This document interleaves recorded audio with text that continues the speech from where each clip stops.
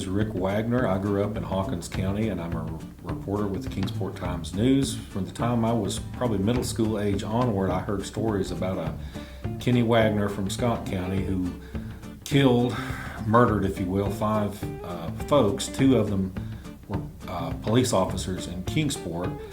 And I had heard a lot about him, but didn't know too much about him.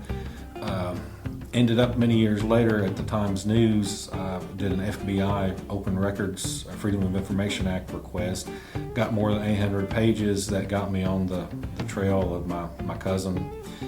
And I am related to him. His father and my great-grandfather were brothers down in Hawkins County, and then his father moved to Scott County. Found out all kinds of things about him. He was a crack shot. He could, shoot almost anything. He shot from the hip. He didn't have to aim.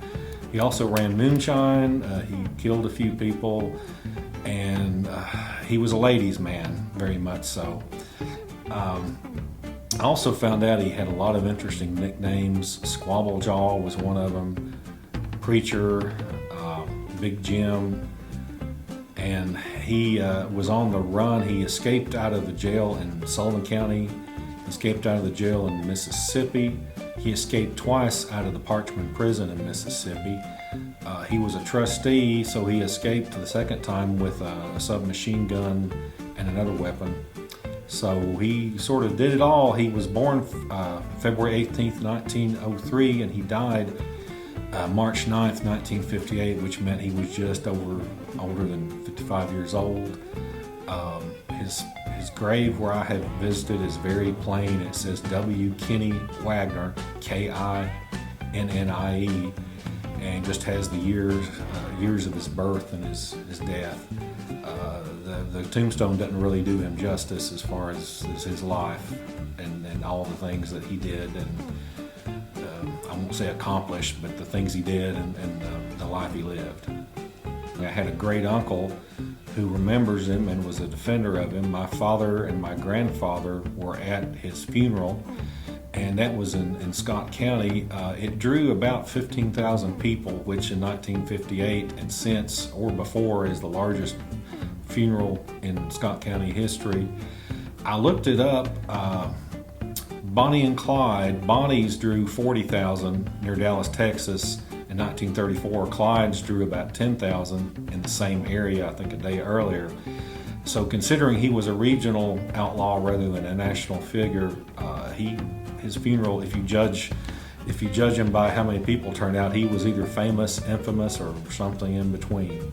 They called him loquacious, which means talkative. As I said before, he was very fond of women, and apparently they were very fond of him. He also was a bronco rider. He broke a horse in the circus, and he literally ran off to join the circus. You've heard of that before, but he literally did. The Richards Brothers Circus, which I think was based over here around Fall Branch in Washington County.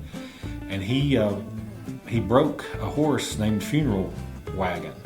And in Mississippi on Christmas Eve, 1924, he shot and killed a man named Murdoch McIntosh, and he was a sheriff's deputy in Mississippi, and that was why he served life in prison in Mississippi. He killed 2 more on the banks of the Holston, Long Island, in 1925 after getting out of jail on a get-out-of-jail-free card, and he was sentenced to death up here. He turned himself in, and he was sentenced to death.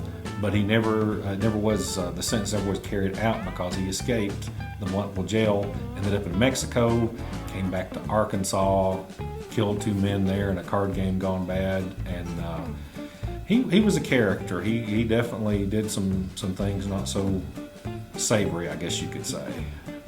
Used to hide out at various family members in Scott County and Hawkins County, and probably in Kingsport too. My great-grandfather was one of the folks, as was my grandfather, who let him hide out. And my dad's told me stories, which I do a personal column about what Kinnie did and how he could just shoot from the hip. You throw a couple walnuts up in there and he'd knock them right down without even aiming. He just shot from the hip.